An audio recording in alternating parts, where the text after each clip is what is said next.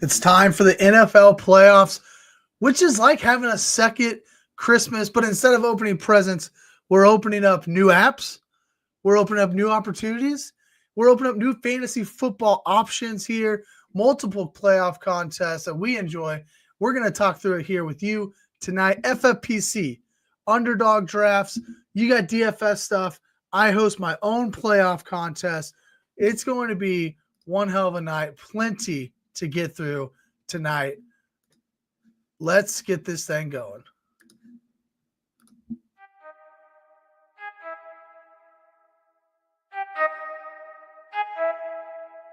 I need to know everything, who and the what and the where, I need everything. Trust me, I hear what you're saying, but act like it's new what you're telling me. I'm curious, George, I hop in the Porsche, it's 5 and a horse, I'm ready for war, I'm coming for throats, to turn to a ghost, I need to know everything. Now you be surprised at the info you get just by letting them talk, so I'm letting them talk. Welcome in to a playoff edition of Another Damn Fantasy Podcast. We are super stoked to be here, as always, on the Bite Size Sports Network. Josh, I've got the college football game going on in the background. Looks like Riley Leonard's coming in for the second half, gearing up for a great finish in the semifinals here. But we're here to talk a bunch of NFL stuff. How you doing? And kind of tell the people what you do, what you focus on during the playoff season. Yeah, it's good to be back. I cannot wait for playoff fantasy football. And I think the best thing is it's all fresh. It's all new, right? Like all your redraft woes are behind you. If you're in a dynasty league, you can focus on your off-season trades, which is always a fun part of the season. But this is when I really started getting into DFS. I do a lot more DFS consistently now, but especially when I got my start once the playoff slate started, and I started to get into it a couple of years ago because it's really fun to do DFS in the playoffs because you have specific matchups. You have a lot more time to study. You know, nobody's missing games really. Your stars are playing, right? Your stars are going to play through those questionable tags, so you can pick the stacks that you want. And so we'll probably look at a few of those tonight, just general lineups for the playoffs. But for me, I usually see an uptick in DFS. I think a few years ago, one of the ones I got was a bonus one on Underdog as well. Check out for promos as well. They give you like a free, Jalen Hurts over 0.5 yards or something. Like those are fun ones to get in if you build a little multiplier for some pick'ems as well. And there's just so many fun games to play. I like DFS personally a little bit more than everything else because I still like picking the lineups on a weekly basis. I like that process still makes me stay with fantasy football because I know in a month and a half or so we're not going to have any of it for a while. So I definitely lean towards the DFS, but playoff best ball has been fun. You and I were talking just before the show. I threw together my third mitten on Underdog, and I know we're doing a few more going. It's just fun to practice drafting those things and see what you get because each draft is a little bit different. And we'll get into more of that later when we're talking strategy, but I guess the last thing I'll say before we get rolling here is I would like to petition Underdog to move the draft clock from 30 seconds per pick to a minute 45 or something like that. I know that would slow the drafts way down, and it's not really necessary, but for someone like me who likes to overthink and deliberate, I just need a few more seconds to just that just means you'll spend 90 seconds deliberating instead of 30. That's all that means. And at the end, you're still going to be undecided if you should have taken that player over that player. Right. And my first piece of advice too is don't bet your heart too much because I have a surprising amount of Darnold Jefferson best ball stacks right now. And so those are terrible though. Those are good picks, but also like it's the Vikings. We know how they do in the playoffs typically, so it's not really the sound advice. We'll definitely talk through plenty of Underdog while we're drafting too, but I think that for me, like if you're doing a lot or even if you're doing like 10, you're going to naturally diversify because you're not going to get the 101 10 times or the 106 10 times. Hopefully, I feel like all I've gotten up until the last 3 days, all I got was the 105 or 106 constantly. But even then, I've had players like Jalen Hurts fall to the 106 before. So naturally, you're going to have different teams. And that's completely fine to have this like similar teams as well, because you're in a different pod every time. Right. But don't come out and just smash, your Sam Darnold's every single draft. Right. You got to diversify a little bit. Right. Now, if you're only doing 4 or 5 drafts, like get your guys, man. Get the guys you think are going to take you to the promised land. So we'll definitely talk about plenty of underdog stuff. I kind of wanted to bring up the playoff bracket first, right? Like, let's just kind of talk through what the NFL playoff kind of looks like, what our overall thoughts are for it. I'll pull it up here. Obviously, everybody kind of knows all the matchups at this point. Don't necessarily need to go through that, but just overall, how do you feel about?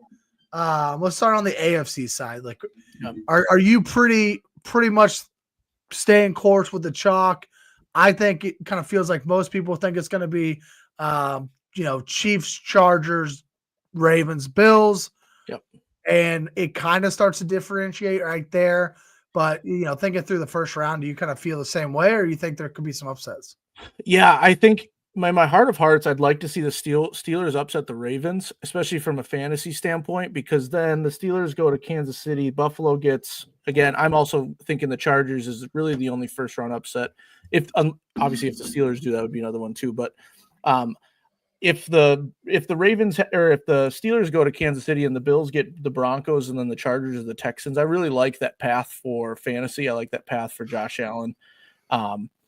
And so, but the problem with that is I can't in any realm of logic see the Steelers beating the Ravens this weekend. So I think I feel like 2-3 weeks ago I might have thought that, but the Ravens or the Steelers just looked bad the last 3 weeks or so.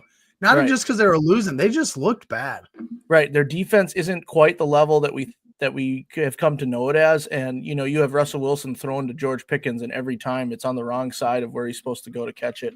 Like, it's just they're weirdly bad. Because, like you said, in the playoffs, it's Steelers-Ravens, it's AFC North. Like, it's a toss-up regardless of season, right?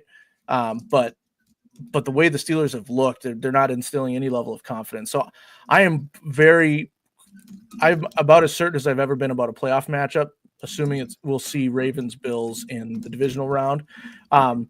Which, again, when we're thinking fantasy, that guarantees Bills-Ravens plays at least 2 games, right? And then if you balance out your Bills and Ravens, you should get, I would assume you'll get a couple of them in your championship round too if you stick to AFC. So there's still a benefit to feeling like we know that. Again, we think we know that.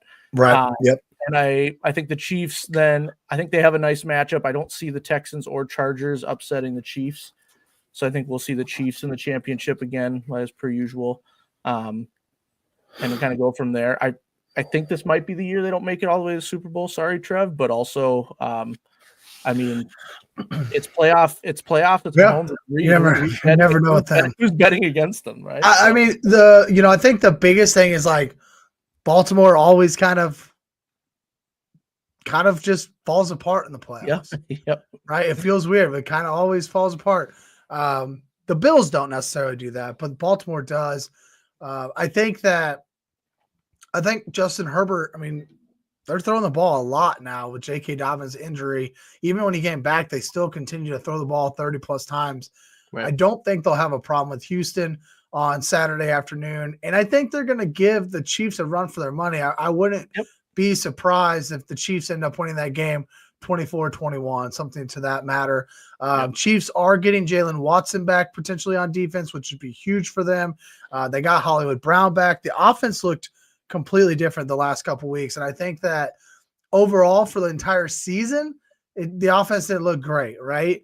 And so most people are going to keep that in mind. But I'm not really, as we kind of talk through some of these playoff stuff and these fantasy football leagues, I'm not discounting the Chiefs offense completely, strictly because I feel like they looked a little different the last couple weeks with Hollywood back in the game. But yeah, I think it's probably Chiefs versus Bills. Probably. I think the Bills are top to bottom, probably the best team.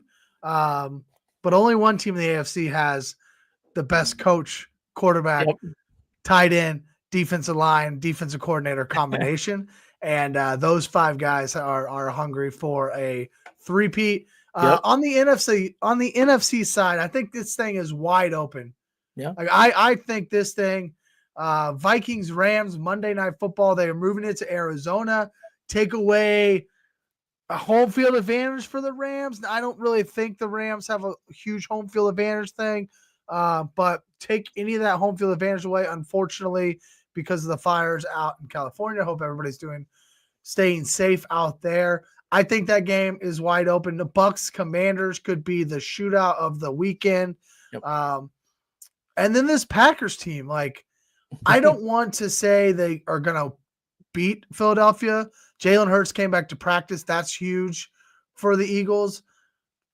I would probably give them a 30% chance, a 35% chance to upset the Eagles. I'm not completely giving it away or saying it's easy money to put the Eagles down. I think all 3 of these games are going to be pretty close, and I think we see it with the lines too, right? Like the AFC games are 7.5, 8.5 point, games, and these are all within 3 or 4 points. So if you're in the chat, let us know who do you think is going to go to the Super Bowl, as Josh tells us how he thinks the NFC is going to kind of fall together. Yeah, I have one more AFC comment. I really wish all those guys you mentioned going for the three-peat had focused on their Week 18 matchup. It would have been stupid, I get it, but I wanted the Bengals in the playoffs. Bills would have been one heck of a game. Are you kidding me? That would have been an awesome wild card round. I would have felt bad for the Bills, kind of like the Bengals like sneak in, and then all of a sudden you got to try to stop Joe Burrow and Jamar Chase. Yeah. But I was really rooting for that. But obviously, credit to Denver. They did what no one really thought they could do this year. So I'll give them a little credit, I suppose. On the NFC side, I'm with you for the most part. You talked about how there was a lot of toss-up. You have the shootout possibility. I think it was the Commanders Bucs game is an over-under of 50 points. And that is, I think, the highest on the weekend, if I'm not mistaken. And so, I think that's kind of the fun matchup if I'm from a neutral fan, from a neutral setup. As a Vikings fan, obviously, I want us to take care of the Rams, even though we lost to them early. I don't think we're going to I don't think we're going to dominate. I think it's going to be a close game with plenty of mistakes and intrigue. But the Bucs Commanders game is one of the most interesting for me, in my opinion, because you have 2 defenses that leave a lot to be desired. But on the flip side, you have 2 offenses who are really humming for the most part. You have, Baker Mayfield, Mike Evans, and Bucky Irving on the Bucs side, and the emergence of Jalen McMillan. And then with the Commanders, you have Jaden Daniels and everything he's been able to accomplish in his rookie season. So, I like that the over-under is at 50. I think we're going to see a lot of points in that game. It's in sunny Tampa Bay. There's not going to be any weather stuff that's going to make it feel like an old school playoff matchup necessarily. And so I like that game. My gut's actually telling me to go with the Commanders in that one. From a fantasy standpoint, I'm not really leaning into this game much for anything, because I don't know if either of these teams can go past the divisional round. But for this game in particular, I kind of like some Jaden Daniels magic to continue. And I think he'll find a way to win this as a rookie. And then I think they'll give Detroit a run in the next round. And then hopefully it's my Vikings going to Philadelphia. We talked about the Packers are no slouch. They won 2 playoff games last year. They always show up. They're so well coached with Matt LaFleur. Like, it's going to be hard for them to get completely dominated. At the same time, though, Philadelphia is playing at such an elite level, and they have that elite talent in the trenches. Their defense is playing up to speed. They have Saquon Barkley. Jalen Hurts is still technically in concussion protocol, but he's been there for a couple weeks now. I assume that he'll be ready to go.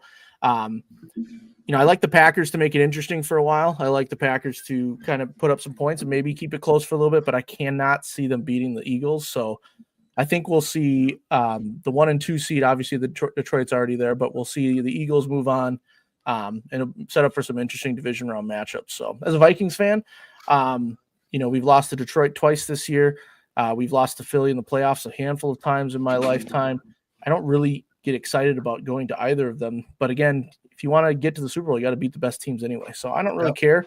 I just want to go 1-0 this week against the Rams. I got to try to take that player's mindset, honestly. in my head, I'm looking at the bracket like, who would I rather play? Where would I rather go? And I'm like, no, I don't want to do that. It's just each week we got the 5 seed. We got to deal with that. We're not going to get home field advantage. So we have to find a way to go to the best places and win. So I don't want to completely knock Green Bay just because I dislike them as a Vikings fan, but I really have a hard time seeing them upsetting Philadelphia. I think they'll make it interesting for a while, but Philadelphia is just too good. So I'm going to be really looking forward to that Sunday night game with hopefully some rookie Jaden Daniels magic continuing his dream season. I think that might be the difference, because I think that those defenses are going to give up a lot of points to each other, and I think that the Commanders might ride that not Cinderella story, but that fun story of being better than anyone thought they would, and getting to a second round playoff game. So yeah, and honestly, I think Washington Detroit would be fun. I think that would be another high flying type of game. I think that Jahmyr Gibbs might run for like 300 yards against him, but that'd be another high flying, fun game there. The Bucks are kind of an interesting team because you used to be able to get them on Underdog. You get Bucky Irving and Mike Evans like the last 2 picks anytime you wanted, because they lost, so they weren't in the playoff. Like they weren't the division leader there for a couple weeks. So they're kind of an interesting team. I think that we'll get into Underdog here, but from just a strict standpoint of like who I think is going to win without fantasy implications, I think it's probably going to be, I got to stick to my guns. Obviously, I'm not going to not pick the Chiefs.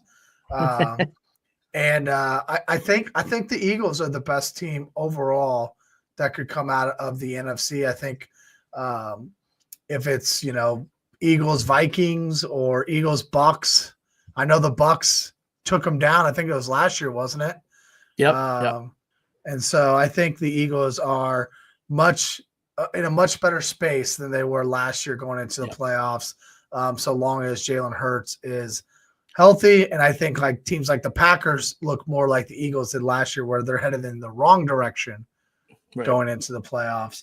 That's my Super Bowl pick. Give us your final Super Bowl pick, and then we'll move on to Underdog. All right, I'm going to go Bills. I can't pick the Vikings because I can't pick with my heart here. Otherwise, it won't happen anyway. So I'm going to go Bills Eagles. I think 3-peats are just too hard. I think somehow the Chiefs are going to lose. I apologize for that. I think Josh Allen finally gets there. And like you said, the Eagles, like last year when they lost to the Bucks, that was not the same Eagles team we've been seeing the past few years. And as good as the Lions are, and as well as they've overcome all these injuries, I just think it's going to catch up to them. The Vikings, we got destroyed by them last week, but we picked off Goff a couple times, and we got stopped at 4th and goal a couple of times. Like there were some it was so like there were some a couple plays here and there, and it would have been way different. And the Eagles are just so sound and so boringly consistently good that you're not going to see some of those mistakes or missed opportunities. And I think that Detroit's injuries on defense will get exposed a little bit. So, but and we'll talk more about this later. But I do like Tampa Bay as a first round for getting out of your first round best ball playoff leagues. And we'll talk about that. Yeah, Bucky, Mike Evans. They're getting a little bit more expensive now, but they look good. Right. Sorry, I did this last week too. I'm having like my screen keeps flickering on and off, which is why I disappeared a second ago, because I didn't think about the fact that everything's plugged in together, and I unplugged it and everything unplugged. But if the Vikings and Packers win, the Packers go to Detroit and the Vikings go to Philadelphia. Lee. Well, if the Commanders win, the Commanders win, the Vikings host. Yes, we get to play. Yeah. Yep. So the NFL does the reseeding, which is nice, but yeah. And that's one thing that you got to think about when you're doing some of these best ball drafts that we're about to do. Like the Packers are automatically going to Detroit. So if you're going to do Detroit, it doesn't really make sense to put Packers with them, because they're automatic. Like there's no chance. There's a 0% chance of them winning and not going to Detroit. Whereas like the Vikings could win and might not have to go to Detroit technically. There is a chance Commanders or the Packers win, and they would go to to Detroit. So you could have theoretically a Detroit, Minnesota NFC Championship game. Right. I don't think it's out of the realm of possibility. Commanders beat the Buccaneers. Vikings go to Philadelphia and pull off the upset. Like, I don't think it's out of the realm of possibility by any means. No, not at all. That would be all right. That would be fun. Underdog. So let me get this pulled up. We missed. Well, we didn't miss it. We've both drafted plenty of it, but the drafts that we're doing. My watch just started playing Underdog. The drafts that we're doing tonight are going to be 1 of 6 advance out of the first round. So I want to do that. Get the right one here. It's a little different. The first mittens early on were 2 of 6. So I think those allow for a little bit more mistakes to be made. They're a little friendlier, a little easier to get out of the first pod. But the mitten 3 is a 1 of 6. I will tell you all in the chat, if you have not played Underdog or Playoff Bestball before, you're in a good spot here. We're going to help you kind of get through that. But this summit, it's a 3 max. It's a little bit more expensive, obviously $15. But if you're looking to put $45 down, this is a small entry tournament. So if we think about it from a DFS standpoint, it's like playing a DFS game with 1,000 people or less. It's a small contest, less than 7,500 people in there. It is a 1 of 6 advance, but then it's a 1 of 5 and a 1 of 4. So even after you get out of the first round, then you only have to beat 5 people. Then you only have to beat 4 people versus 1 of 6, 1 of 10, 1 of 5. So I just wanted to mention that. I've already maxed this out. It's a smaller field contest. The season-long contest that I made the finals in was a small field 5 max contest. There's just not as many sharp as they're not they're playing them, but really they're playing the bigger mittens and the big mittens and the gauntlets, right? They're going for the $500,000, not the 20K that the summit pays out. So I just wanted to mention that to the chat, but we will do some mitten drafts. We've both been doing mitten drafts by ourselves. This one here is 1 of 6 gets out of the first, but kind of to tee it up for everyone, it is you get 1 quarterback, 1 running back, 2 wide receivers / tight end, and then 1 flex. So you're playing 5 people a week and you're drafting 10. So your best 5 make it in. So you have to draft a quarterback. You have to draft at least 1 running back, but that's all you have to need each and every week.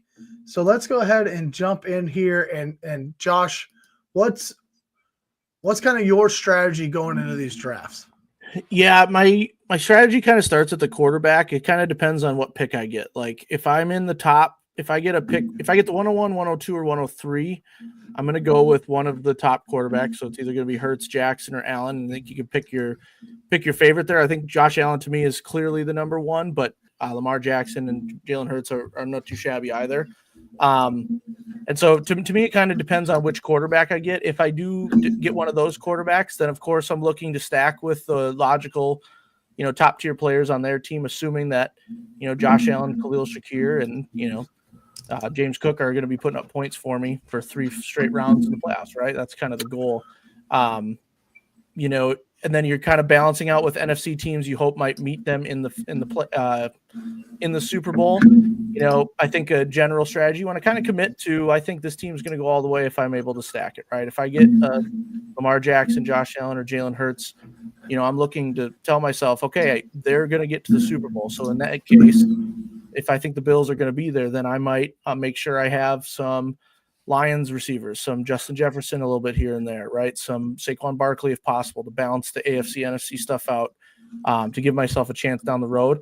And the nice thing with Josh Allen is that they play week 1 or they play in wild card round. So they still should have a good shot to win your first week, I would say. So that's like my first initial thing to do. is kind of gauge what my quarterback situation is going to look like, at least initially. So pivot as necessary, I suppose. Yeah, I think that's sharp. Lee, can you see me on the YouTube chat? I pulled this up on Twitter and I can't see myself. I'm like, no, you're just a black screen. I thought that was part of your technical difficulties. oh, really? Yeah, I can't see you either. I can see myself. What the heck? Oh, that's weird. Now you're a little avatar guy. Oh, now you're a little avatar. Wow. You should have told me. Oh, I'm sorry. No, you're good. I thought that was part of the. Oh, hey, we're on the clock already. You got the 106. Okay. Oh, we got Jalen Hurts fell to us. Oh, let's go. We get Jalen Hurts. Do we go Hurts, AJ Brown, or no? Yeah, I think so. I think that's the right call for sure. That's a nice little start at the tail end of the first round here. I feel like some of these running backs have been pushed up a little bit more and more. Again, going off of the 1 of 6. This is weird. Does that help? Am I fixed yet? No. All right, I'm gonna drop out of here and I'll come back in. But my point was getting the 1 of 6. Like it's a little bit harder to build the Detroit, Kansas City teams.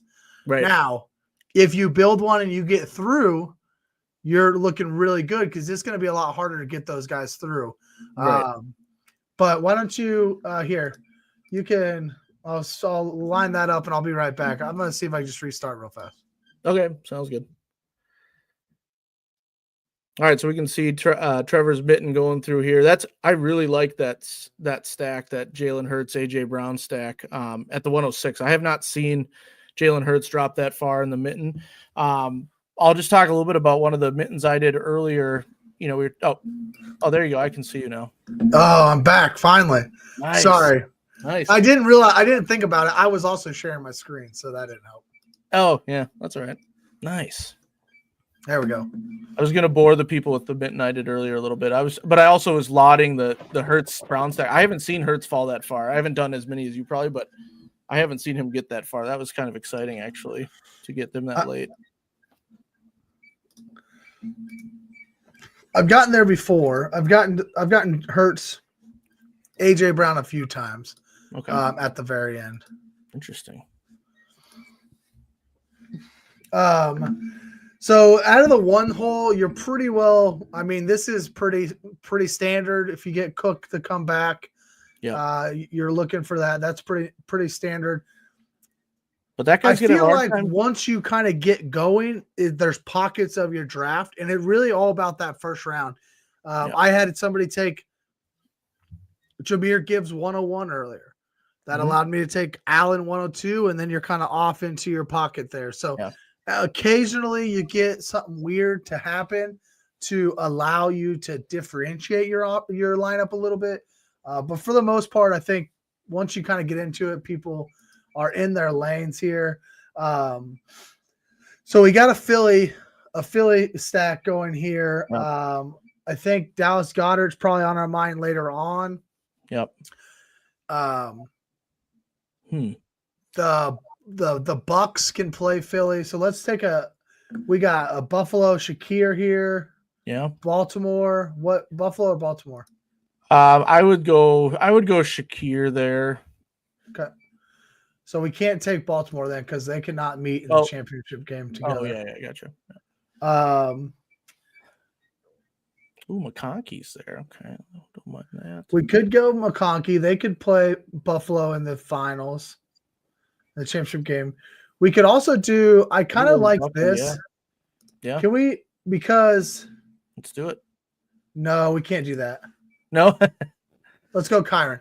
Because if the Bucks win, they're playing the Eagles in the second round. That's true. Yeah. Right. And so we don't want to lose that guy in the second round. But if the Rams win, right? If the Rams win, they would probably potentially go to the ones. Yeah. It's going to be interesting to see what that Cade Calendar does, because he has 2 Bills and a Lion right now. And you have to get out of your first round, right? So it'll be interesting to see what picks that person goes with coming up. Maybe they're just waiting for the late round people and then they're not worried about that. But it's kind of a big risk. I mean, you still, Yeah. Oh wait, no, never mind. I'm an idiot.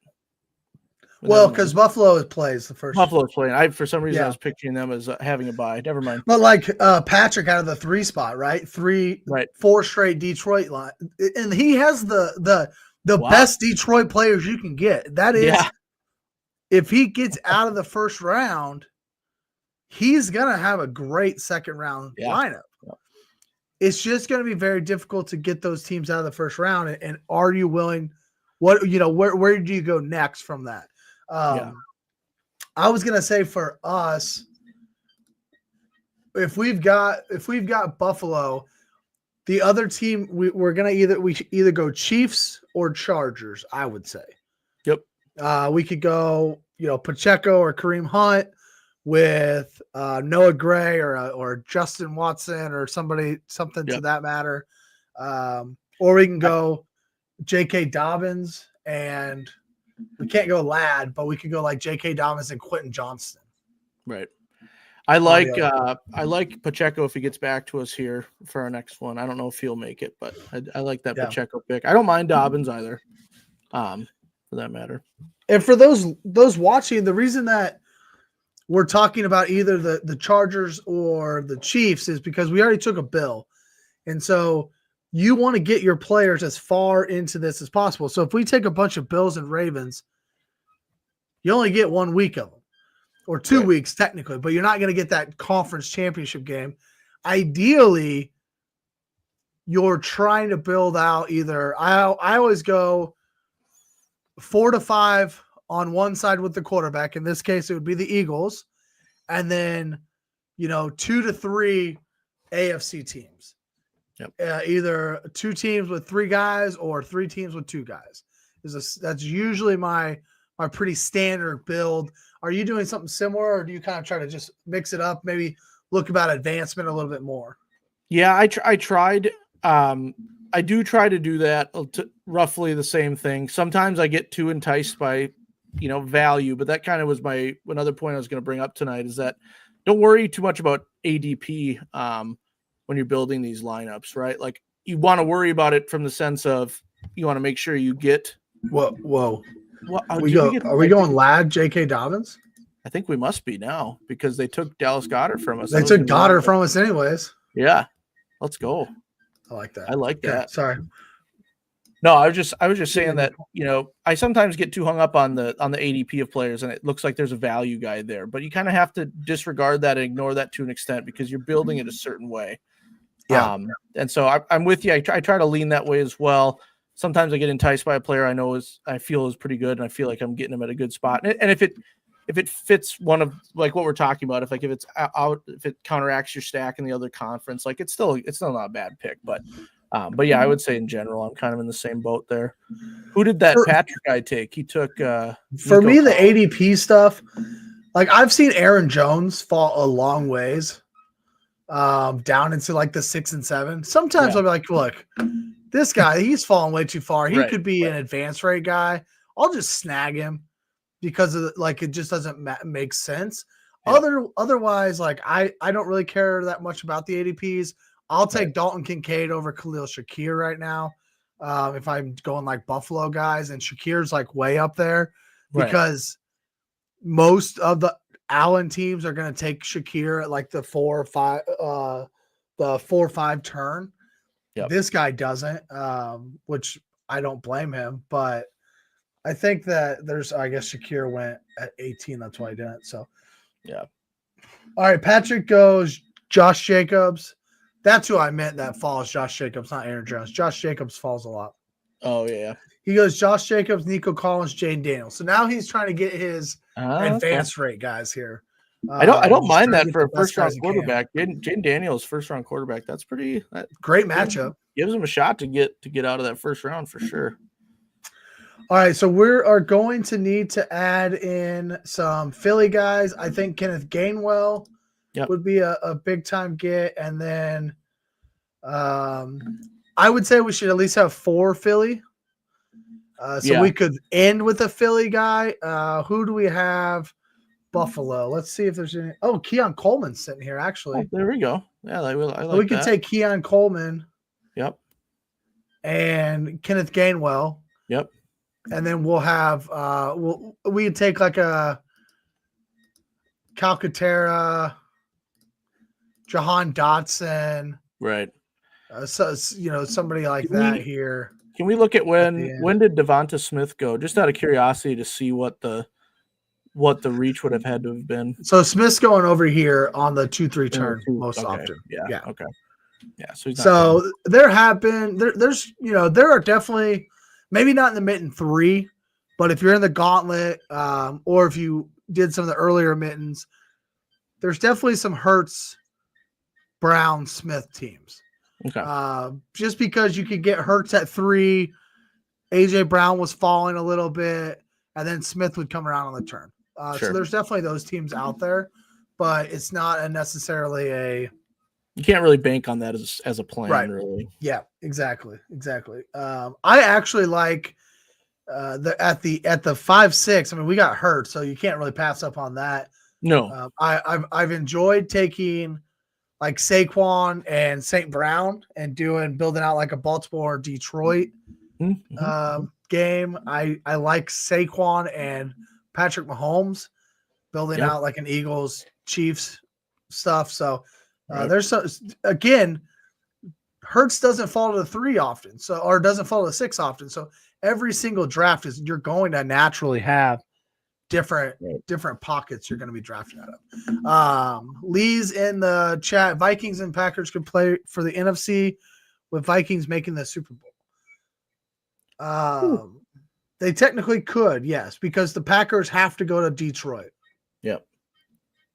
So it could be Packers Vikings.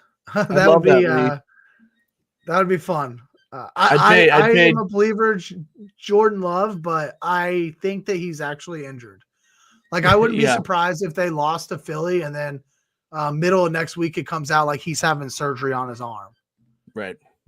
I don't know he looks different. Yeah, because they had stuff to play for a little bit against Chicago, and the fact that they benched him for Willis. Yeah. That's pretty telling. So here's just some stuff. Like, obviously some of these guys are still out here. We don't need another quarterback because we have a first round quarterback when Jalen Hurts. Right.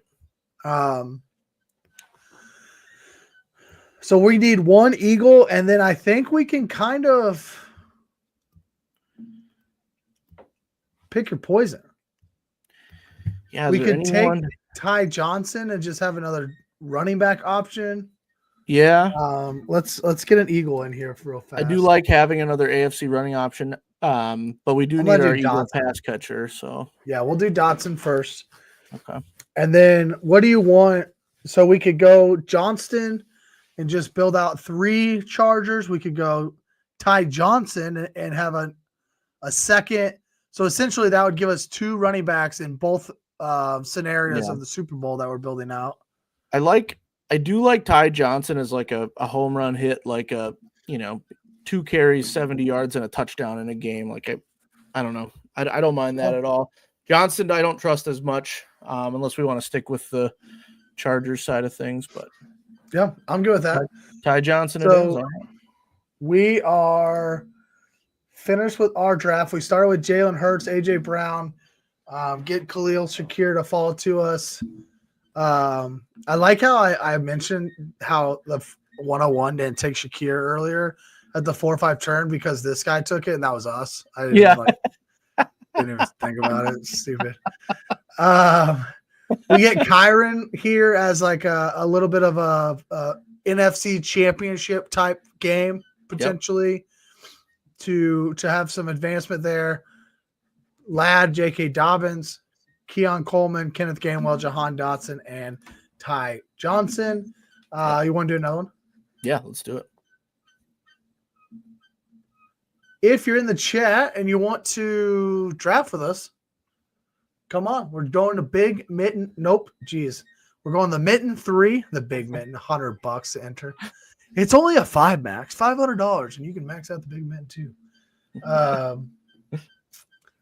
The Mitten 3, it is a 1 of 6 advance. I'm going to enter it right now, and there are 2 spots waiting. So jump in if you want to draft with us one time.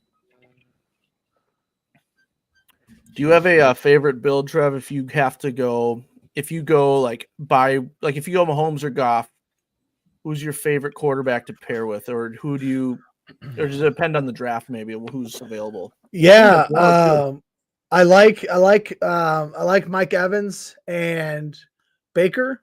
Yeah, and I like Ladd McConkey and Herbert. Those are Sure. my two. I'm not really playing with CJ Stroud much. Yeah. Russ Wilson's not really in the player pool for me anymore. No. I don't like. I'll mess around with Bo Nix occasionally, but I'm not super stoked about it. Right. Those are my two that I really want to get to is Mike Evans Baker, because Mike Evans Baker, you can also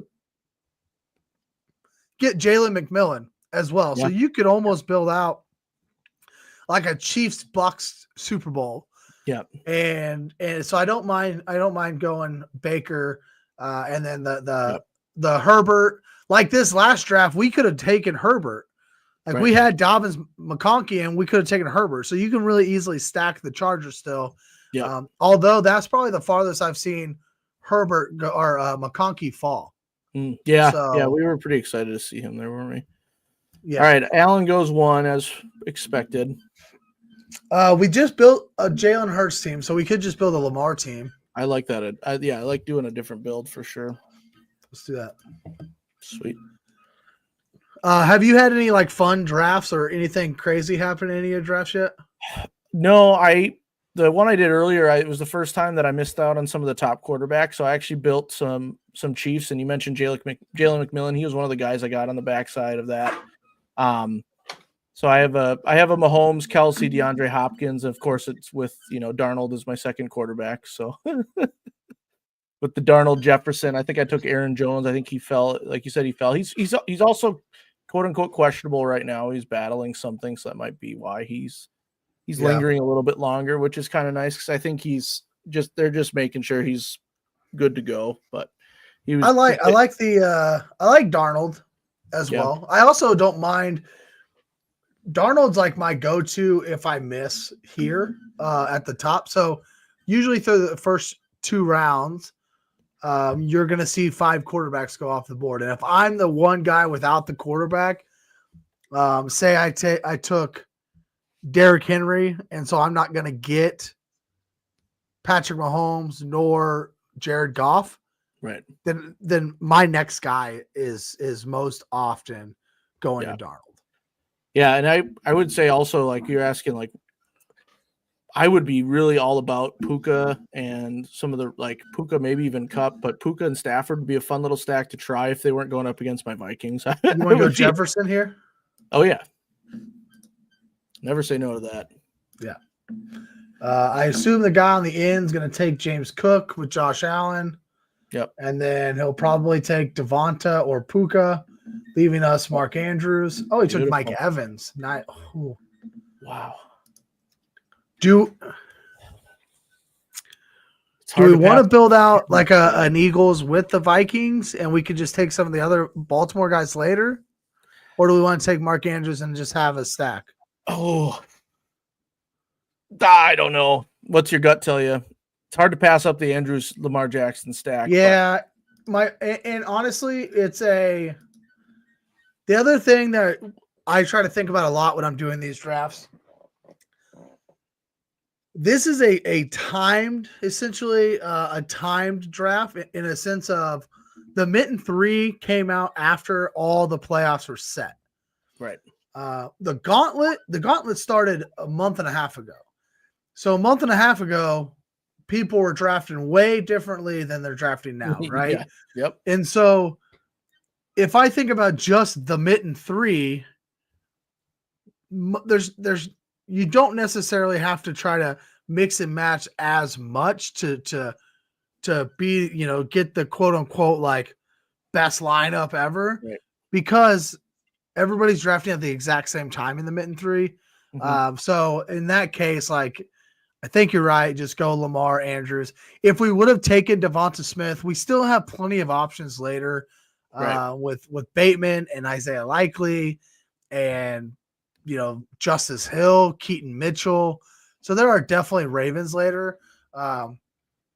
but it's the playoffs, and like this is the time for Mark Andrews to step up.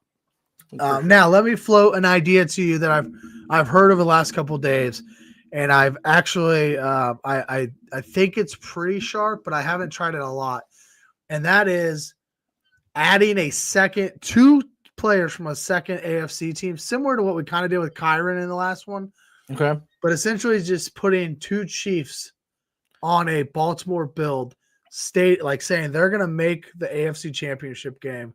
Sure. And you are now going to have 6 players from the AFC Championship game and probably, 6 players in the Super Bowl should you make it to the Super Bowl. Yeah, I don't mind that at all. If they're the right we got to advance out of the second round as well, right? Right. To get to where we're going. Xavier Worthy goes, I think Aaron Jones is easy here because we already got Jefferson. Yep. So we'll take him, and then we'll queue up Bateman and see if we can get – wow, Bateman and Flowers have flipped quite a bit. Yeah, for sure. I think it's because Flowers isn't going to play this weekend, right? Right.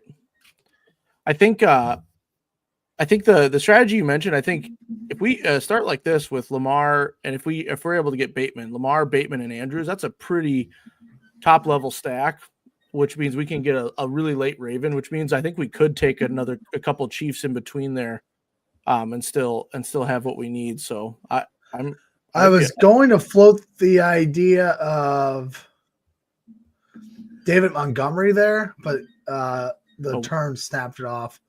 We are going to need a second. We're going to need a second NFC team. We could go Dallas Goedert, Kenneth Gainwell. Ooh, I don't mind that. There's we have a lot of options for Ravens. Yeah. Yep. Yeah, we do. And Bateman isn't exactly a proven stud at receiver yet. It'd be different if he was like, he hasn't been as consistent. Recently he's been pretty consistent, but I mean, think about it. What was it? It was a fantasy round 1 of the fantasy playoffs for whatever week 15. Lamar threw 5 touchdowns to 5 different players. Like Lamar went off. Oh no. Right. I think Bateman had 2 that game actually. Yeah. But Justice Hill had 1. Devontae Walker had 1. Like Lamar went off, and you didn't necessarily need all the guys with him. Right. So I think with Likely being later on, we'll have some other options. So hopefully. Yeah, Likely is always going to be a factor too. So I feel good about that. We've got our Minnesota guys. We'll try to add Kenneth Gainwell. Zay Flowers might fall back to us anyways. And I'm be an totally option. I like Hollywood. Yep. Because I just cannot see the Steelers upsetting the Ravens. I can't picture that happening at all. The way they've looked in the past few weeks. So, well, this was a defensive struggle for a while, and they're kind of opening it up here. 2 touchdowns in the fourth quarter. Who's up right now? Penn State just tied it. It's going to be they just scored a touchdown. The guy kicked the extra point. But. Gotcha. So here's an example. This is where McConkey is usually going. I mean, I guess we might have taken him at the 6.56 turn. Some reason I thought we were a little bit lower. I guess it was probably right in this area. But that could be what this guy's doing, exactly what you had asked about Detroit. So he goes Gibbs, Jameson Williams against Jared Goff. Yep. And then and now he could potentially build out, somebody like Justin Herbert. This is interesting that this guy takes Jaden Daniels. I have seen this a couple of times to where Sam Darnold ends up not being drafted because the AFC guys kind of take the Minnesota teams, and then nobody wants Darnold. But I could see Zev probably taking him with Jordan Addison and Patrick Mahomes, so maybe he'll take Darnold. I have gone drafts where Sam Darnold doesn't get drafted. I've actually been the guy who has all the Minnesota guys, but I had Josh Allen. So I'm like, I don't need Sam Darnold. I'll have Josh Allen. Right. All right, let's see here. We don't need. Oh, dang it! Hollywood went right before us. That would have been nice. Of course, that's par for the course when we do these. Live. Likely's here. I think we can get him on the turn though. Minnesota. Yeah. We could do Green Bay because Minnesota and Green Bay most likely won't see each other till the championship. Right. We have Minnesota. Yeah, we don't have another running NFC back. team. Yeah, we need Josh Jacobs is probably the pick there. We need another NFC and we need another running back for sure. And there's plenty of Packers wide receivers later too. Right. So we do that. He snaps off his Buffalo guys. I think we probably take Likely here. Yeah, Justice Hill is there, but he's still probably available next if we even want to consider him. Let's go Likely. You go with Likely? Yeah, I love Likely. Yep. We just didn't necessarily get an AFC team that we had kind of I mean, the Chiefs guys went. Right. And it kind of set up too easy for us not to just take the Minnesota and Philly guys. Right. Oh, I forgot we had Philly. Son of a gun. We didn't need Josh Jacobs because we took Goddard. Yeah, we took. That's why we had Gainwell Q. Oh, I forgot about Goddard. That's all right. We'll just take. We'll build out 3 different options. There we go. Options. He'll still be there. I have a question about Monsta's team for you. We could wait till the end of the draft. I'm just more of a theoretical, philosophical discussion on his on that player's team, but I think we do a 4-2-2-2. Mm-hmm. 4 Ravens.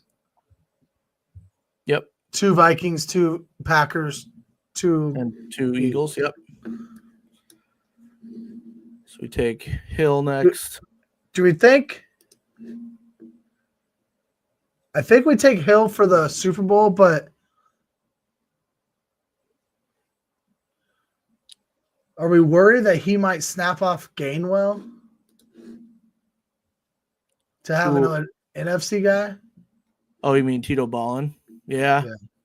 I mean, it doesn't hurt. I don't think Justice Hill goes, especially to the Buffalo guy. So I think we could take Gainwell first. All right, we'll take Gainwell. Let's. I think we probably should just take Hill just to have a running back in the Super Bowl no matter what.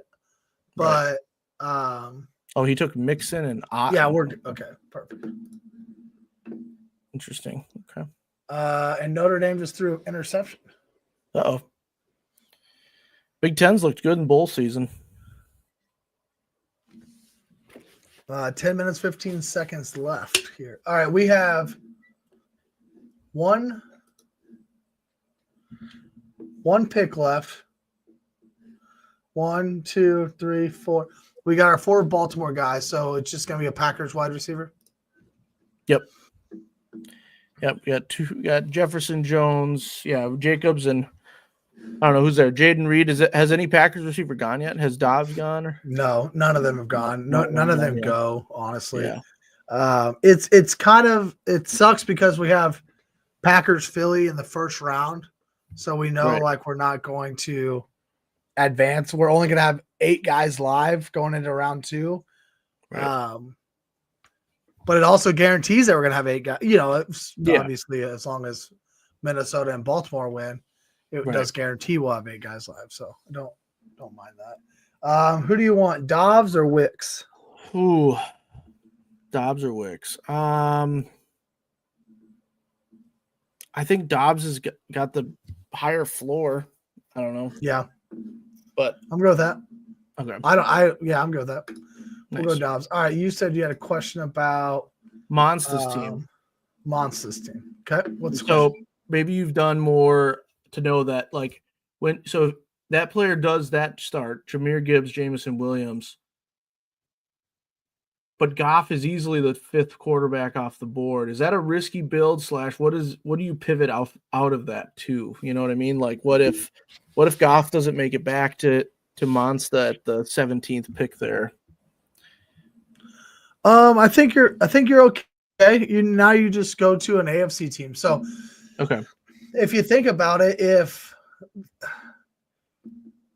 I've actually pushed golf a long ways. I have a draft that I pushed golf down into the 40s because if once, and I think somebody took like maybe like Sam Darnold super early or something like that. But once, really, you're only banking on Zev here, right? So you take Jameson Williams. There are now no more Detroit guys. Gibbs, Williams, and St. Brown are all gone. Yeah. So you can do like a Jared Goff, Sam Laporta, something like that. But really, all the Detroit guys are gone. So you're just making a bet that Zev's not going to take off because one, he's already taken a Philadelphia Eagle running back, and he's probably not taking Goff with him. Right. And you're also banking on, which should never happen, these three teams who have already taken quarterbacks. Yeah, they wouldn't take. They just threw a pick too. Geez, back and forth we go. These three guys should not take quarterback. Now, it has happened. It has happened. It is the most frustrating thing. Actually, it happened. Didn't it happen to you and I like 2 or 3 weeks ago when we were drafting on here? It was like the guy took Jared Goff and Sam Darnold or something like that. Like those things happen. The way I have learned to realize, like, now I just have to be 5 guys or 4 guys instead of 5 guys, right? Because that guy's taking themselves out of it. Right. So that makes sense. Yeah, that makes a lot of sense, especially when you look at the draft board this way. Yeah, there's no pass interference on it, so I guess it's Penn State's ball still. Oh boy, that's the second interception that. Oh, that's kind of a weak call. Notre Dame's had with a penalty. So that's how I'd play it. So if you don't get it, and then he does a good job. He takes Baker here with Jalen McMillan. I probably would have rather take Justin Herbert. Because he already had McConkey. Yeah, I took McConkey a lot earlier. I'm gonna take Justin Herbert and probably J.K. Dobbins or something like that. So see, that's what Najee Harris goes. I don't see him taken very often right now. No, I haven't seen him at all. And that's funny. I think that's I don't know who this monster person is, but that's probably a product of the 30-second draft clock you're on, right? You just took Jalen McMillan and you're feeling good and you're panicked and you don't have time to like assess your team, and then you grab Baker for the stack and then you realize, wait a second, Herbert was still there. What was I thinking? That's right. I don't think this is. He'll still have at least 5 guys playing this week, right? Because he only has 1, 2, 3. Yeah, he only has 3 Lions, so he still has 7 other guys in play. So I don't think this is. Now I have some dead teams that I drafted early on because I have like 5 Lions, and then I took Tank Dell.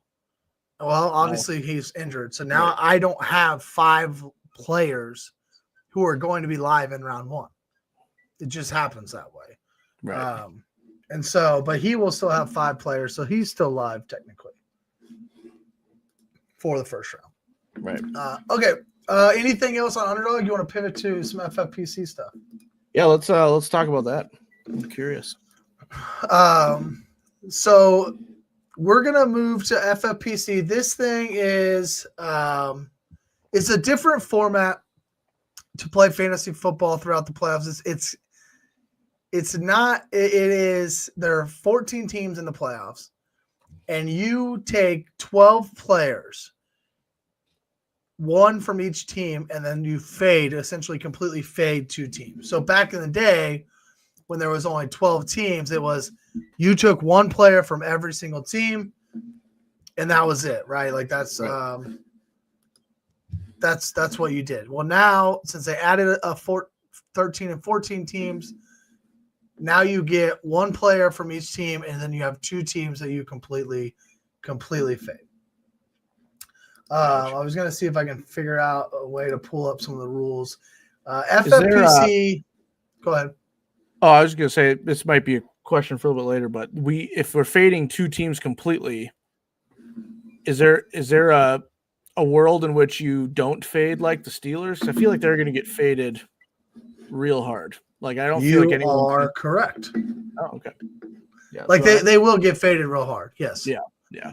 I think, let me pull up the ownership projections, but yeah, there is so right now, I look at ownership projections from, they are, sorry, I lost my tab. They are coming from, it's called Legendary Upside. So if you love best ball, I would highly recommend going to them and checking them out. But anyway, so he does ownership projections for the FFPC every year, and Pittsburgh right now is projected at 88% fade. Now, when it comes to fade, there's a hard fade, which you don't play that team at all. Right. And then they have what's called a soft fade. You play a place kicker and you play a defense. Those are kind of soft fades, like, hey, I have to play one, but you don't necessarily want to play guys that you think are going to win. So you might play Chris Boswell. Sure. Because you think, oh, they're going to put points on the board, but maybe they struggle scoring touchdowns, and they kind of win more of a grinded out type of game, 20 to 12, and Right. Boswell kicks four field goals, right? Right. Now you're going to want Boswell as a place kicker, but you also want Boswell to lose and be done. You really want to try to have your quarterback as the in the Super Bowl. Mm-hmm. So that absolutely helps. I'm trying to see if I can get this pulled off so we can see a little bit more of the screen now that we're not on Underdog anymore.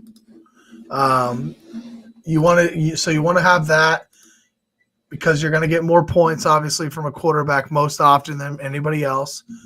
You want to tight end premium, whether it's the tight end spot or the flex spot. We could take a Mark Andrews, Travis Kelce, and Zach Ertz, and you get tight end premium for all three of them. Okay. Again, you only get one player from each team, right? So if you take Mark Andrews, you're not taking Derrick Henry or Lamar Jackson. Right. And so you kind of got to work through that. But ultimately, this is a $35 contest. They also have a $200 contest if you're really feeling frisky. But I just stick to the $35 contests and try to build my teams that way. So interesting. Okay. There are 100 different strategies for this. Again, for me, I try to kind of think through the NFL, the bracket, and thinking about teams that I think are going to lose early. I want to try to fade.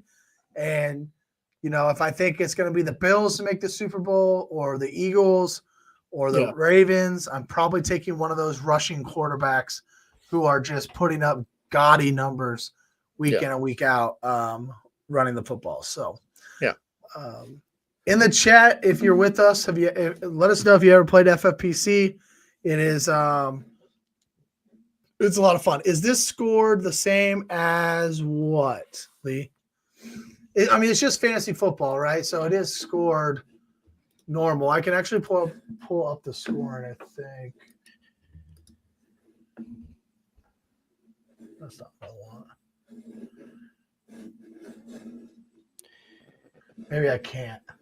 And you pick one lineup at the beginning, and that's your team throughout the whole playoffs, right? Yep. Yeah. Okay. So you lock it in, and it's from there on out. That's your team. Yep. Okay. Is it PPR scoring? So, it is half PPR, I believe. I can find that out. Playoff challenge. Here we go. Let me get. Here it is. Rules.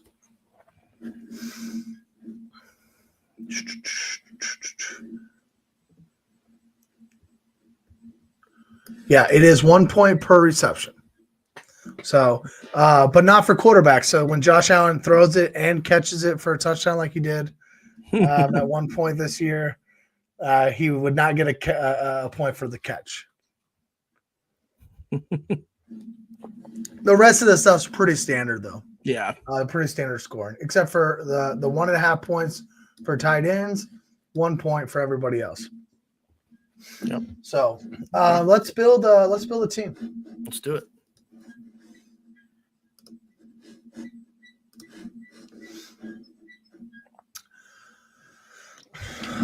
Any player that you want, I'll let you pick first. Doesn't have to be in order. Just any player that you want to take. I'll let you pick first. We'll kind of go back and forth, maybe. Let me explain myself, and then you can tell me if it's bad logic or whatever. But I feel like as so many people are going to have Josh Allen, do you almost have to have Josh Allen as well so that you don't miss out on whatever point advantage? Like, you know what I mean? Like, I know you want to get some guys that other people don't have, but I feel like with the advantage Josh Allen has, like, do you have to have him to be successful? I don't know.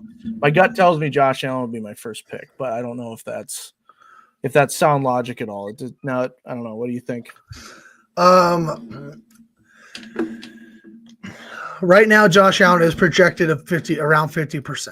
And you can only get one quarterback. So essentially now you're taking everybody else and you're diminishing, you're probably looking at 25% Jalen Hurts, 25% Lamar Jackson, and then 25% everybody else. Right. So I don't think it's bad to take Josh Allen at all. I think what would be bad is you took, Josh Allen, Derrick Henry, Justin Jefferson, Saquon Barkley, like every single highest owned player from every single team. Right. Then it might be bad, but I don't think taking Josh Allen just in a vacuum is bad at all. I'll end up with 5 of these teams. I'm not taking Josh Allen on all 5 of them. Right. I think that would be bad, but I think that makes sense for you and I building a team on stream. I don't think there's any problem with taking Josh Allen. Nice. You want to start? All right. I guess. Yeah. I'll suggest Josh Allen then. Cut. I'm going to go, I think, so at tight end, this is a big thing. If you look at the just fantasy points per game, big difference, right? You're almost 3 full points over like Dallas Goedert, Sam Laporta for Travis Kelce. Even in a year that everybody thinks Travis Kelce was bad, like he hasn't gotten the touchdowns. There's a good chance he will become the Travis Kelce in the playoffs.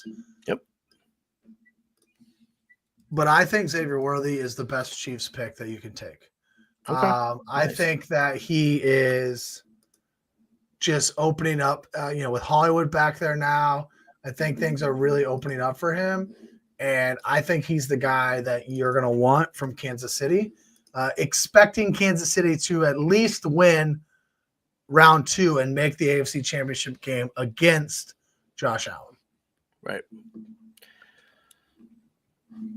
Nice. I like that pick a lot. He really came on and has been pretty solid. I've heard people now start to talk about, like, is he going to take Rashee Rice's role when Rashee Rice comes back? Like, I don't think it's that extreme yet, but he definitely has shown that he's ready to be a contributor. So, yes, you can put you get 4 flex positions, so you can put. Oh God, he's wide open. He's going to score 24-24. Holy cow! This thing just blew up in the final quarter. That's wild. It's awesome. Hopefully, everybody live bet the over. You can put anybody you want in the flex, running back, wide receiver, tight end, and you would get 1.5 for every tight end. In the past, one thing I heard this week was in the past seasons, the tight ends usually percentage-wise end up about 150 to 175%. Now think about it. 100 would be the floor, right? Because everybody has to have at least one tight end. Right. And so 150 is essentially saying every team in the contest has 2 tight ends. We know that doesn't exactly equate. Some will just stick with 1. Others will go to 3 or 4, those kind of things. Most people, they're not really expecting this year to have the tight ends like that, just because they're not great, right? And they have great guys. Like Dallas Goedert in the past has been good, but if you play Dallas Goedert, that means you're not playing Saquon, AJ Brown, or Devonta Smith. Right. If you play Sam Laporta, you're not going to play Gibbs or Amon-Ra St. Brown. So the tight ends are expected not to be played nearly as much this year, as years past. So All right, you're up. Your pick. All right. I'm gonna go Scary Terry at one of our flexes. Okay. And the reason being is because in my head, you have to pick one player from each team. In my head, this might change things, but I'm fading the Steelers and the Packers personally. Okay. One from each conference, kind of the teams I don't expect to move out even after the first game. And since Jaden Daniels is not available because we have Josh Allen, I think Terry McLaurin is the best other option there. I think there's a world in which, like, I don't know if I want to lean towards thinking about maybe Zach Ertz at tight end later either. So I feel like it's either Terry McLaurin or Brian Robinson Jr. And I feel like Terry is the better pick there personally. So that's not necessarily the third best player I think for our team, but I think thinking about I like that. Which picks from which teams, I think Terry McLaurin would be the guy there. I like that. And what I'll do is I will I'll go a similar route, and I will say on the AFC side, I think that we should be also fading the Houston Texans, whether it's hard or soft, and I like Ladd McConkey. Yeah. Yep. Nice. Give me 2 games of McConkey. I think that's going to be nice. Oh, yeah.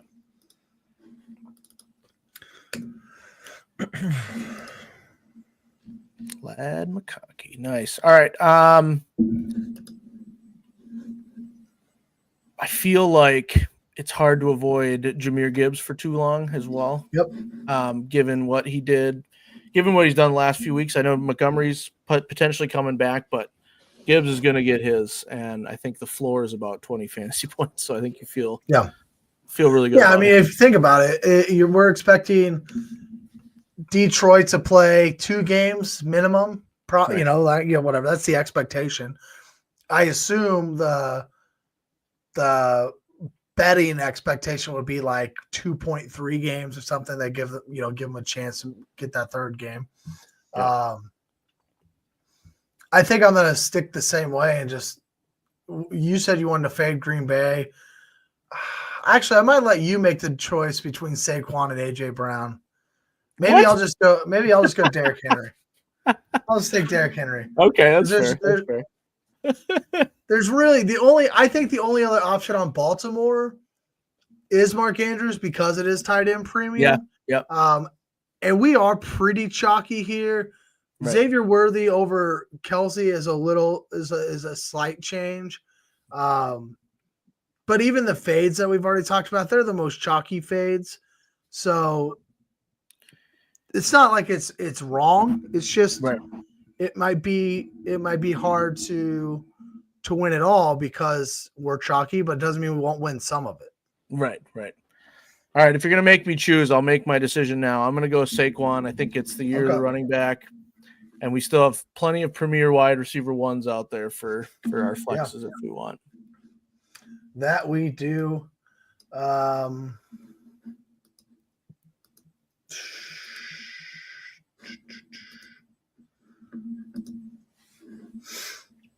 Ooh, we still have Jefferson out there. Nice. Yep.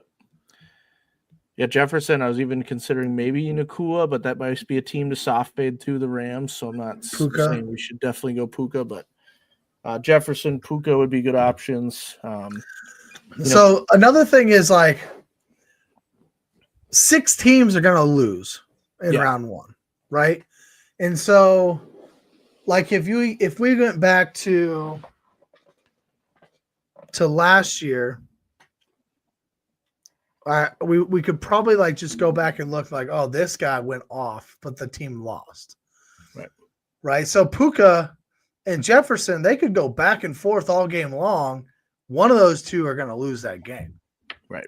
So you can play into it to say, like, this game is going to be the shootout. I want guys from both sides of it. Right. We haven't really talked about Denver a lot. We've got Allen, so I assume Denver's going to be a part of that fade group, probably. I think Houston should be. Maybe Denver's not. Maybe it's Houston. Maybe Denver and Buffalo is the shootout, and we fade, Houston and Pittsburgh. Yeah. If we did that, we could go like a Cortland Sutton or such. I think I'm starting to think we got to get a tight end. Yep. And I like Jefferson a lot, but like, I mean, I guess we talked about fading Green Bay though. We've talked about fading Pittsburgh. We could just fade Denver and go Dalton Schultz. Okay. But again, we're only expecting 1 week out of a tight end premium. Yeah. What about Hawkinson? How has he been since he's been back from return? I mean, he's been solid, but he has not been the Hawkinson that fantasy owners have known and loved. So yeah. So it would be hard to say no to Justin Jefferson, but we have to go somewhere. We have to play a tight end. Do you have the same? So my follow-up question, not necessarily tight end really, but do you go the same route with your defense as you do with your kicker? Like, do you want your defense to get a couple picks, but then not be around for the next one? Is that kind of because you're yeah. So defense and kicker, you're kind of expecting if you're playing them, that's a fade. Like you're expecting that team to lose, right?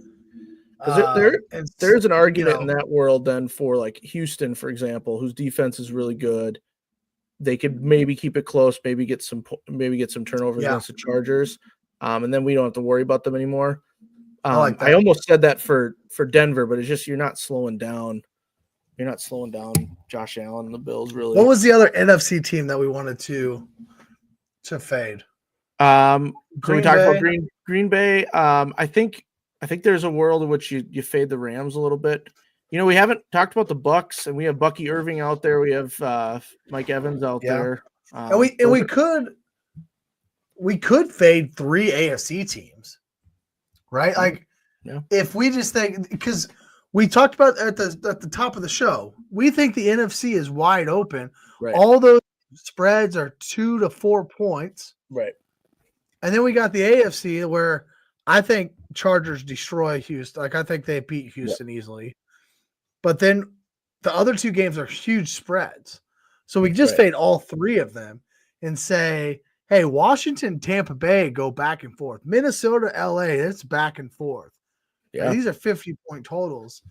And just play no Broncos, no Steelers, and maybe the Packers kicker. Sure. Or probably not the Broncos kicker. We could maybe Chris Boswell. We could do Chris Boswell. Chris Boswell. Who's the Broncos kicker? Will Lutz. He's been pretty solid. Yeah, but it's in Buffalo. I just don't love that. No. With the wins and everything, with the way that works. What if we did Chris Boswell?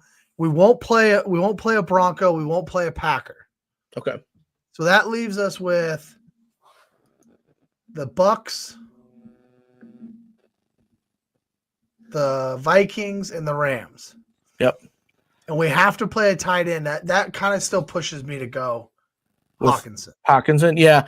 I think I like Hawkinson too. I think in a different year, there'd be an argument for like a Tyler Higbee, but I think if we go Hawkinson, we can throw Puka Nacua in there at the flex, and then Puka and Mike Evans.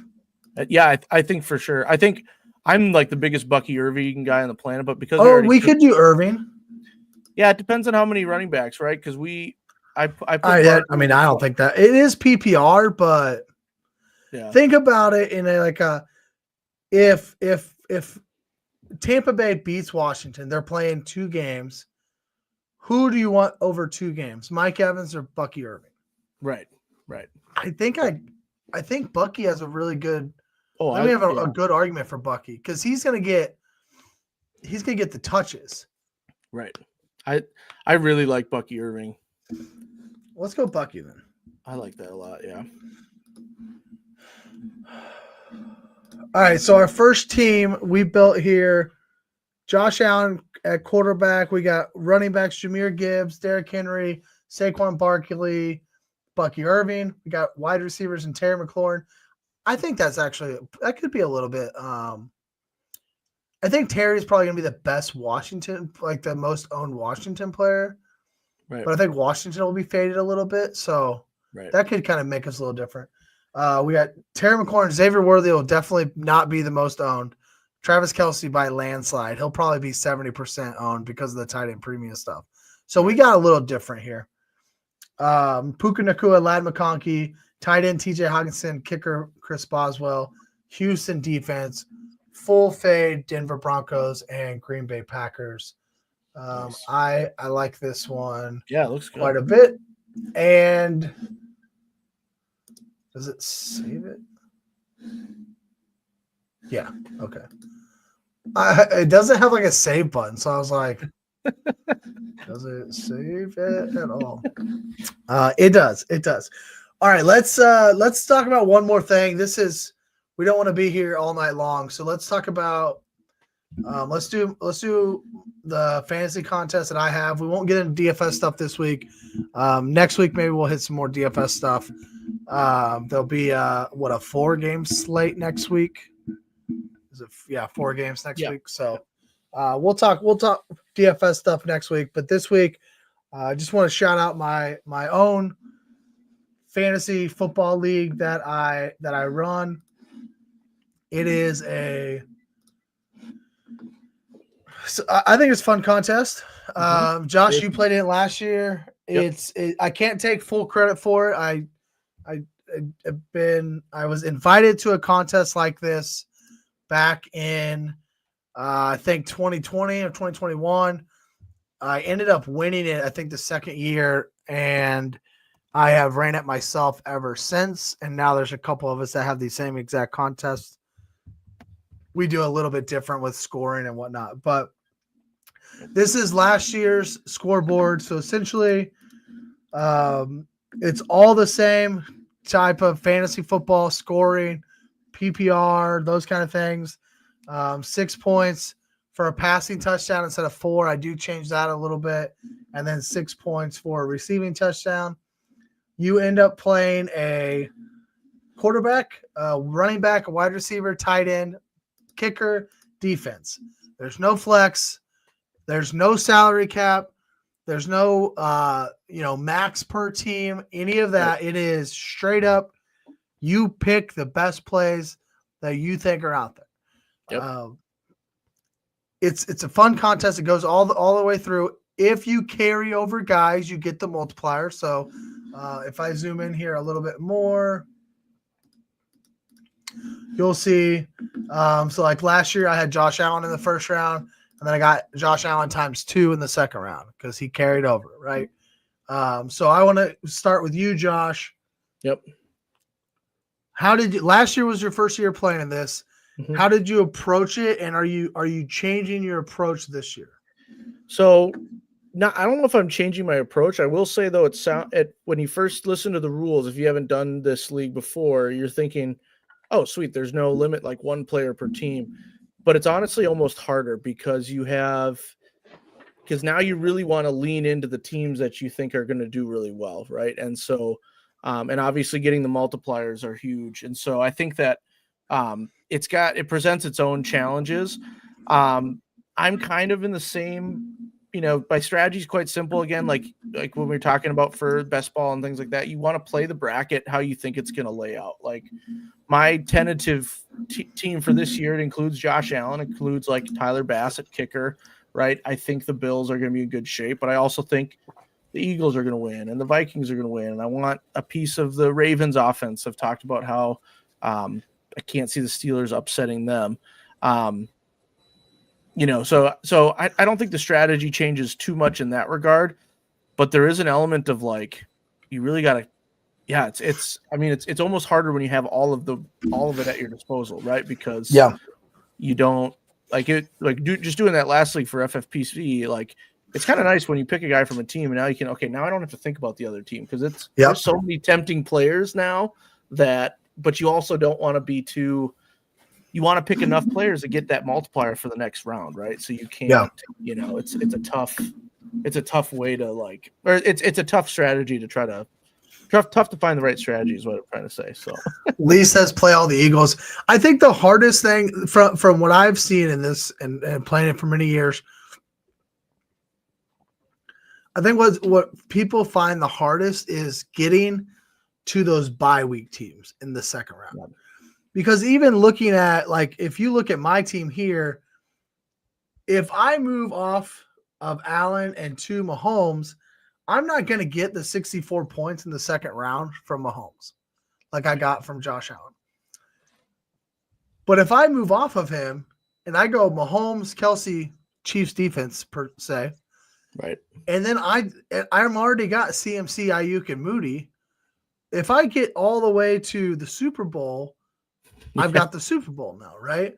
And so in this case, what I ended up doing was I played this as the Bills were going to the Super Bowl, which is why I had Aaron Jones, CeeDee Lamb, and Brandon Aubrey. So I didn't really care about the first round. Right. I wanted to get the max points possible, but I knew I was going to take the Bills, and I knew I was going to pivot to the 49ers. So when I do this build, I build originally the Super Bowl.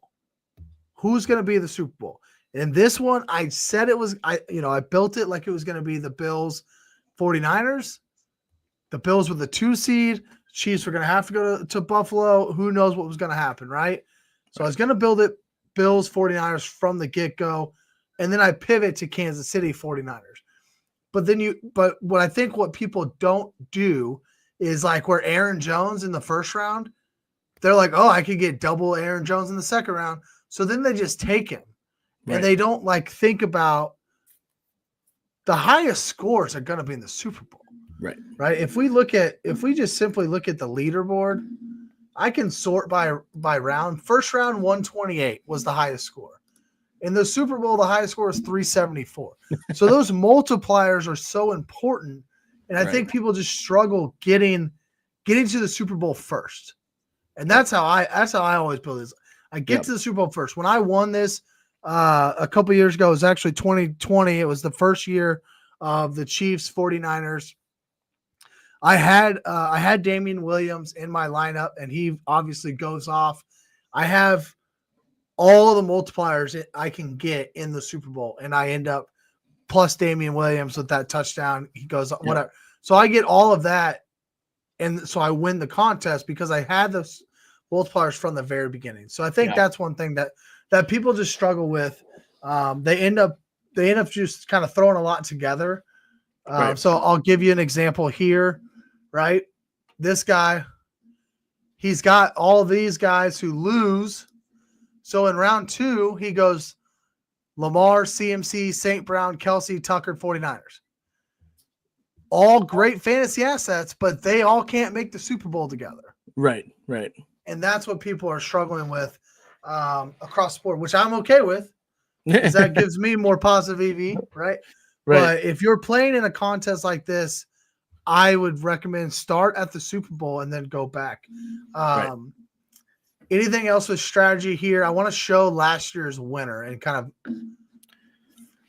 help with the point that I'm making with that. No, let's go. Let's check that out. I think that makes a lot of sense. I think you have to kind of play it that way for sure because there's fewer teams each round. It's simple. You have to make sure you have as much possibility as you can each round. So I'll be curious. So we can throw up after this. We can see how bad my team did last. Yeah, we'll look at it. So this is last year's winner, and there is also a little bit to it. Like you have to still have the combination, right? Like I don't know who. I'll see if Sheldon has, or actually maybe Mike. Could have been Mike. He has 371, 374. So it looks like Dallas outscored everybody in the final one anyway. So he must have had the right combination anyways. Yeah. But you had to have the right combination. So he starts with kind of a Chiefs-Rams build, and then the Rams lose, which sometimes is a blessing in disguise because that allows you to move off the Rams and go CMC and Debo. Yep. Very rarely have I seen I remember a couple years ago it was CMC and Jamar Chase. They went off. They went nuts every round after round after round, and then they both lost. Or one of the CMC lost. It was the year the Bengals won and then lost to the Rams. Yep. But CMC then lost in the conference championship game or something to that matter. But you had to have both of them all the way through because they were putting up such gaudy numbers. Right. Like you had to have them. But most often you don't have to have those guys because it's not happening. Dude just threw, wow. Penn State got the ball back with less than a minute. And so they're on their own 28. And I think he just threw an interception. Is that game for Dame? Oh, my God, he did. So Notre Dame's got the ball at the 42. And it looks like he caught it. Wow. That's crazy. So back to my point here. He goes to the Chiefs 49ers and rides Chiefs 49ers all the way to the end. So it's great. Josh, let's pull yours up. You're right beside him. Nice. So last year you started with Allen lost. I trusted the Cowboys. That was a terrible idea.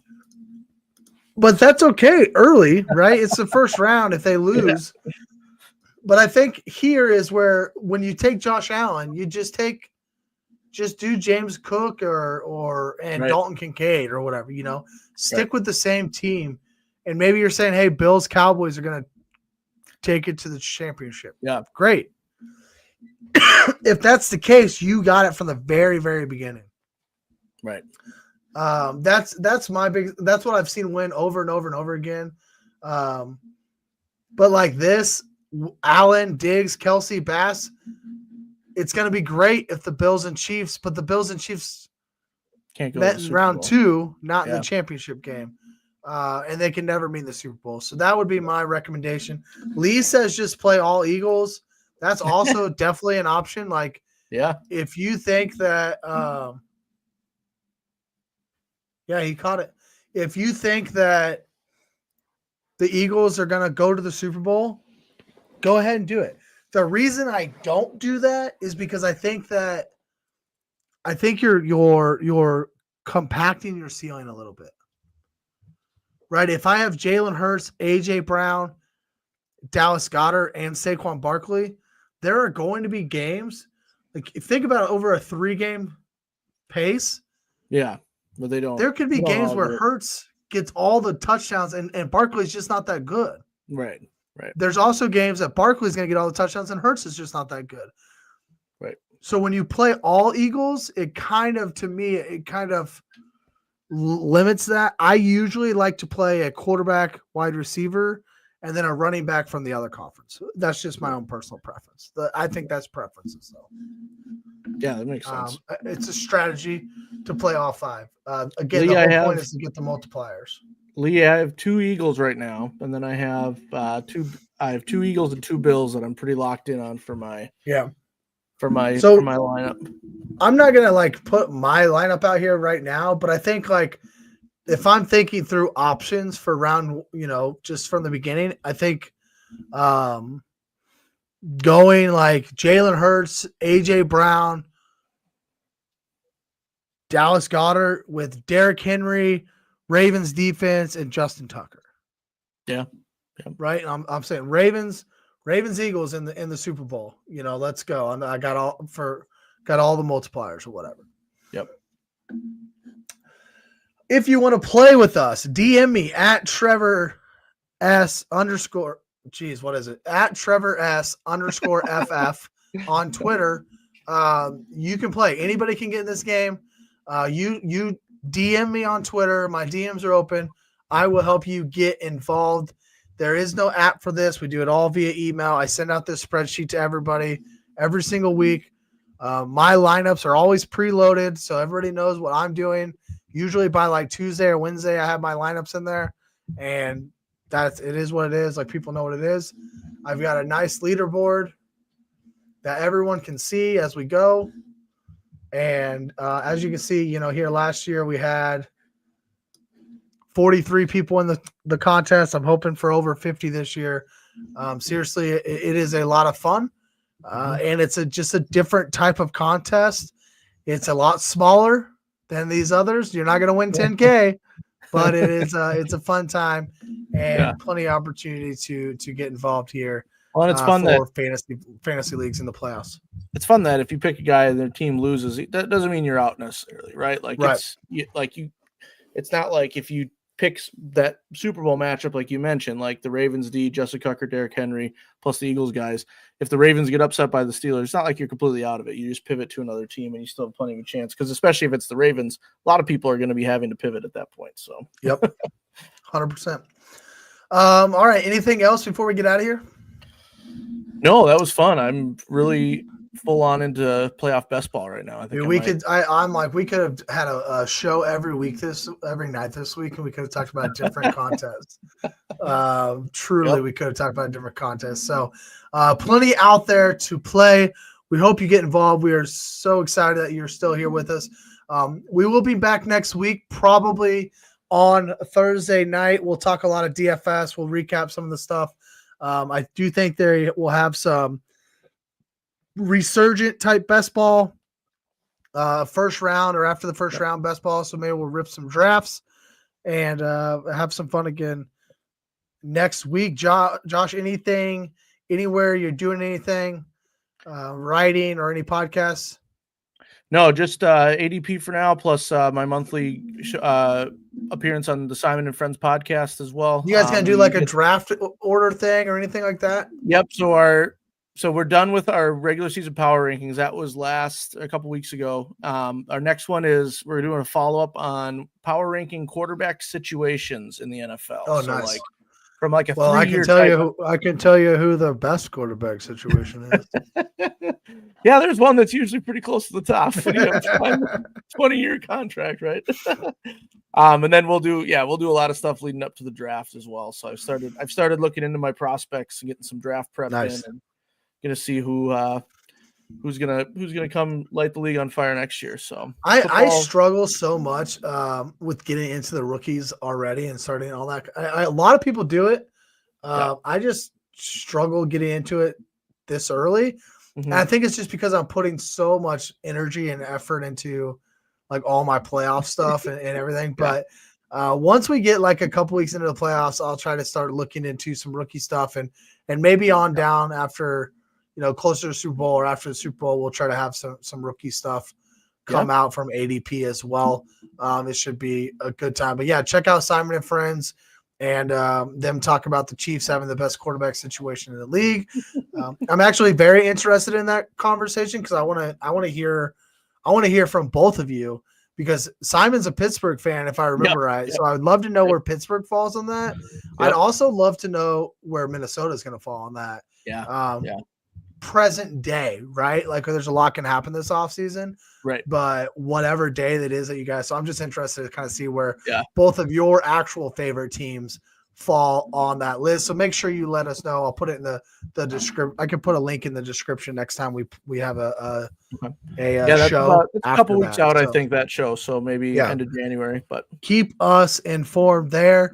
Thank you all for being here tonight on ADP right here on the Bite Size Sports Network. If you haven't already, hit the follow button. Join us every week. We will be back next week. Good luck to your teams. Notre Dame wins the game at the buzzer. I guess there's 7 seconds left, but wow. Notre Dame, what a game. This has been a lot of fun. We will see you all next week.